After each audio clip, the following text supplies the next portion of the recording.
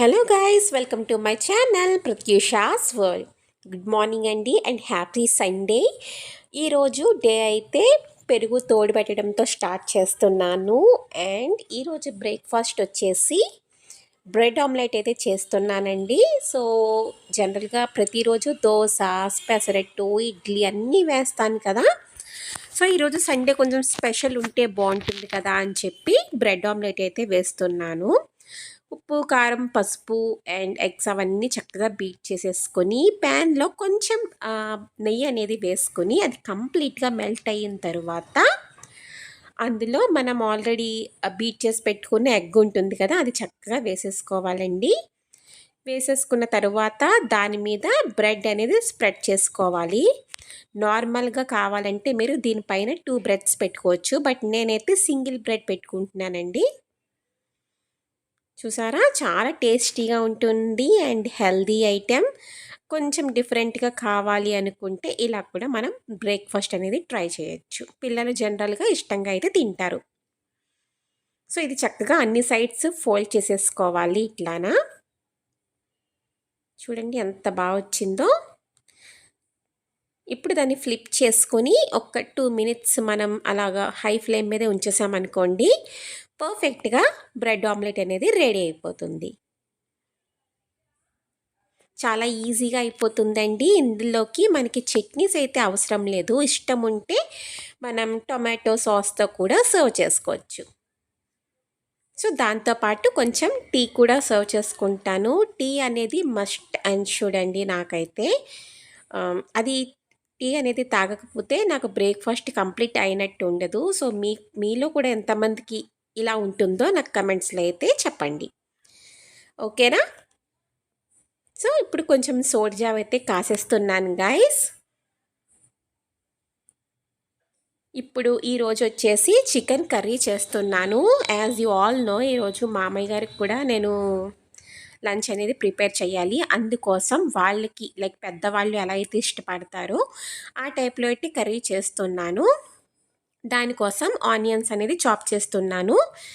So జనరల్గా పెద్దవాళ్ళకి ఏంటంటే మసాలాస్ అస్సలు వేయకూడదండి. వేయకుండా కొంచెం ఆనియన్స్ ఎక్కువ వేసి చేస్తే వాళ్ళకి ఆ టేస్ట్ అయితే నచ్చుతుంది. సో అందుకనేసి కొంచెం మనం రెగ్యులర్గా యూజ్ చేసే ఆనియన్స్ కంటే కూడా ఒక్క ఆనియన్ ఎక్స్ట్రా అయితే వేసాను ఈరోజు. So very easy process guys. First కొంచెం ఆయిల్ వేసేసుకొని కొంచెం పసుపు ఇంకా కొంచెం ఉప్పు వేసేసుకొని అందులో ఆల్రెడీ కట్ చేసి పెట్టుకున్న ఆనియన్స్, గ్రీన్ చిల్లీస్ వేసేసుకొని బాగా ఫ్రై చేసుకోవాలి.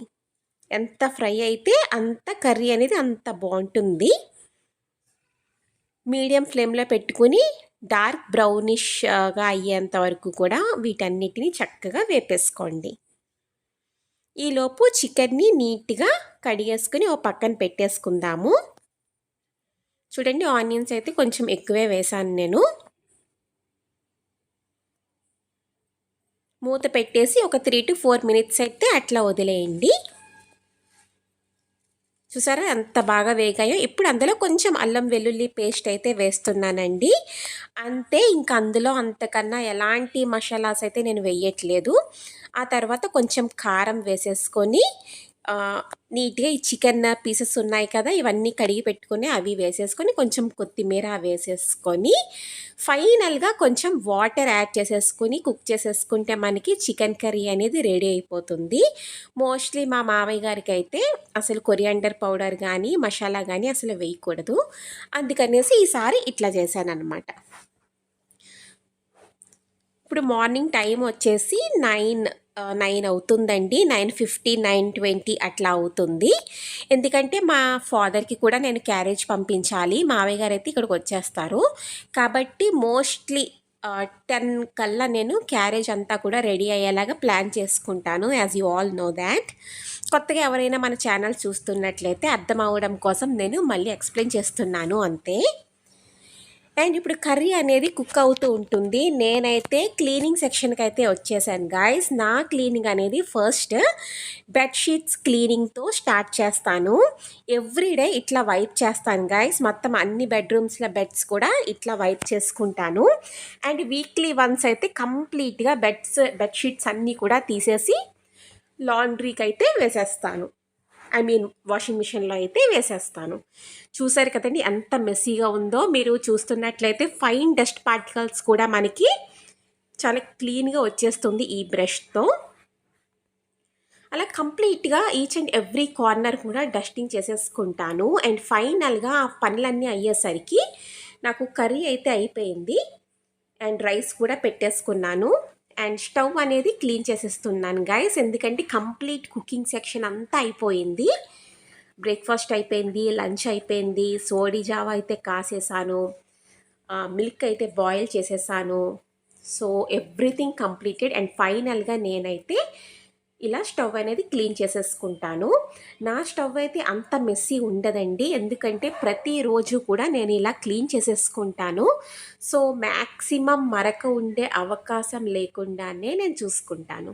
అండ్ చిమ్నీ చూసారా, చిమ్నీ కూడా ఎవ్రీడే అండి. ఇదేదో నేను వీక్లీ వన్స్ చేస్తానని అయితే చెప్పను, ఎవ్రీడే నా డైలీ రొటీన్లో అయితే ఇవన్నీ నేను యాడ్ చేసుకుంటాను. ఎందుకంటే ప్రతిరోజు మనం కుక్ చేసుకుంటాం కదా, 1 వీక్ అట్లా వదిలేసామనుకోండి చాలా మొండి స్టెయిన్స్ ఉంటాయి కదా, అవన్నీ ఉండిపోయి మనకి క్లీనింగ్ అనేది చాలా హెక్టిక్ అయిపోతుంది. హార్ష్ కెమికల్స్ వాడితే కానీ మనకి అవన్నీ కూడా క్లీన్ అవ్వని పరిస్థితి వస్తుంది. సో అంతవరకు రాకుండా ఉండాలి అంటే ప్రతిరోజు ఇలాగ సింపుల్గా క్లీన్ చేసేసుకుంటే ఎప్పుడు స్టెయిన్స్ అప్పుడు పోయి మనకి చాలా హైజీనిక్గా ఆర్గనైజ్డ్గా అందంగా కనిపిస్తుంది కిచెన్ అనేది. సో చూసారు కదండి ఎంత పర్ఫెక్ట్గా ఉందో గ్లాస్ అనేది. సో ఎవ్రీడే నా ఈవెన్ టీ పెట్టినా కూడా నేను స్టవ్ అనేది క్లీన్ చేసుకుంటాను guys. It's habit for me actually, నాకు అట్లా అలవాటు అయిపోయింది. సో ఇదంతా క్లీన్ అయిపోయిన తర్వాత ఒకసారి హౌస్ అంతా కూడా కొంచెం హాట్ వాటర్తో మాప్ అయితే పెట్టేసుకుంటాను. ఆల్రెడీ వ్యాక్యూమ్ చేసేస్తుంది నా రోబో క్లీనర్ అయితే. అండ్ డిషెస్ అన్నీ కూడా డిష్ వాషర్లో అయితే పెట్టేశాను గైస్. సో మార్నింగ్ 10 అయ్యింది, ఇప్పుడు 9:45 అయింది. సో ఈ టైం కల్లా నాకు కంప్లీట్గా పని అయితే అయిపోయిందండి. Even it's a Sunday or any kind of day, నా ప్లానింగ్ అయితే ఇట్లానే ఉంటుంది. మోస్ట్లీ 10 కల్లా కంప్లీట్గా పని అనేది అయ్యేలానే నేను చూసుకుంటాను. సో దట్ ఎవరైనా జస్ట్ పిలుపులకి కానీ లేదా మన ఫ్యామిలీ మెంబర్స్ ఎవరైనా మనకి ఇంటికి వచ్చారనుకోండి, మనకి ఇంకా టెన్షన్ అనేది ఉండదు. ఎప్పుడు కూడా హౌస్ అనేది చాలా నీట్గా బ్యూటిఫుల్గా ఉంటుంది. అండ్ చూసారు కదండి ఎక్కడా కూడా మీకు మరక అనేది కనిపించదు. యాక్చువల్లీ ఇదంతా వచ్చేసి గ్లాస్ అండి. సో ఈవెన్ మీరు ఒక్క చెయ్యి ఇట్లా వేసినా కూడా మరక అనేది ఎట్లా పడిపోతుంది. సో ఎవ్రీడే అయితే నేను ఇలా పర్ఫెక్ట్గా క్లీన్ చేసుకుంటా. అండ్ మీ అందరికీ చెప్పాను కదా 10 o'clock కల్లా డాడీకి క్యారేజ్ కూడా పెట్టేస్తాను అని చెప్పి, చికెన్ కర్రీ ఇంకా రాగి జావా అండ్ పాలకోవా కూడా పెట్టానండి. అండ్ దాంతోపాటు కొద్దిగా పాలు, ఇవన్నీ కూడా పెట్టేస్తే క్యారేజ్ పని కూడా అయిపోయింది. అండ్ డిష్ వాషర్లో మొత్తం వెజల్స్ అన్నీ కూడా పెట్టేశాను. అండ్ మోస్ట్లీ వాంటెడ్ అనేవి కప్స్ అనేవి మాత్రం క్లీన్ చేసి ఒక పక్కన పెట్టాను. మార్నింగ్ 10 కల్లా నా హౌస్ అయితే ఇలా రెడీ అయిపోయింది గైస్. అండ్ మార్నింగ్ కర్డ్ చూసారు కదా, చూడండి చక్కగా తోడుకుపోయింది. ఇప్పుడు టైం వచ్చేసి 10 అండి. నేను లేవగానే స్టార్టింగ్ తోడు పెట్టాను కదా, సో నాకు పనంతా కంప్లీట్ అయ్యేసరికి చక్కగా కర్డ్ అనేది ఇలా అయిపోయింది. అండ్ ఈరోజు వెన్న కూడా చేస్తున్నాను గాయస్. సో దానికోసం ఇప్పుడు ఒక 1 వీక్ కూడా కాదు, ఐ థింక్ 15 days నుంచి ఉన్న మీగడంతా కూడా ఇట్లాగా మిక్సర్లో వేసేసుకున్నాను. అండ్ చూసారు కదండి ఎంత బాగా వచ్చిందో వెన్న అనేది. మీకు పర్ఫెక్ట్ ఉండ షేప్ రావాలి అనుకుంటే అందులో కొంచెం ఐస్ క్యూబ్స్ యాడ్ చేశారనుకోండి, పర్ఫెక్ట్గా రౌండ్ బాల్ అనేది వచ్చేస్తుంది. బట్ నేనైతే ఇట్లా వేసేసుకుంటున్నాను ఒక డిష్లోకి. సో అది గైస్ ఈరోజు ఏమేం పనులు చేశాను అనేది మీతో షేర్ చేసుకున్నాను కదా. మరి మన వీడియోస్ మీరు చూస్తున్నట్లయితే మీకు నచ్చినట్లయితే లైక్ చేయండి, షేర్ చేయండి, ఇంకా సబ్స్క్రైబ్ కూడా చేయండి గైస్. సో చూసారు కదా, అసలు వెన్న నుంచి వచ్చే ఈ మిక్సర్ కానీ లేదంటే మీగడ స్టోర్ చేసిన గిన్నె కానీ ఇవన్నీ అసలు ఎంత మనకి జిడ్డు ఉంటాయంటే డిష్ వాషర్ యూస్ చేయడం వల్ల నాకు చాలా వరకు పని అనేది సేవ్ అవుతుంది గైస్. యాక్చువల్లీ ఏంటంటే మీ అందరినీ డిష్ వాషర్ కొనుక్కోమని అయితే నేను ఇది చేయట్లేదు. ఇది నా వే ఆఫ్ లివింగ్ అంతే. నేను అది ఎక్స్‌ప్లెయిన్ చేస్తున్నాను. ఎందుకంటే డిష్ వాషర్ పర్ఫెక్ట్‌గా పని చేయాలంటే వాటర్ క్వాలిటీ అనేది పర్ఫెక్ట్ ఉండాలి. అందులో యూజ్ చేసే ఐటెమ్స్ కూడా క్వాలిటీతో ఉండాలి. అండ్ మోర్ ఓవర్ కరెంట్ గురించి ఎక్కువగా ఆలోచించకూడదు. వెసల్స్ అనేవి పర్ఫెక్ట్‌గా పెట్టుకోవాలి. ఎక్కువ, తక్కువ కాకుండా పర్ఫెక్ట్‌గా ఎంతైతే పడతాయో డిష్ వాషర్‌లో అంత మాత్రమే పెట్టుకోవాలి. And more over water flow like water force అనేది కూడా మనకి ఎక్కువ ఉండాలి గైస్. ఇన్ని ఉంటాయి డిష్ వాషర్ పర్ఫెక్ట్‌గా పని చేయాలంటే. సో, అందుకని నేను ఎవరిని కూడా కొనుక్కోమని చెప్పను. నా వే ఆఫ్ లివింగ్ మాత్రమే ఎక్స్‌ప్లెయిన్ చేస్తున్నాను. ఓకేనా? సో, ఈవినింగ్ అయితే అయిపోయింది గైస్. వీడియో అయితే ఇక్కడితో ఎండ్ చేసేస్తున్నాను. And catch you with other video. Until then, thank you, take care and bye bye.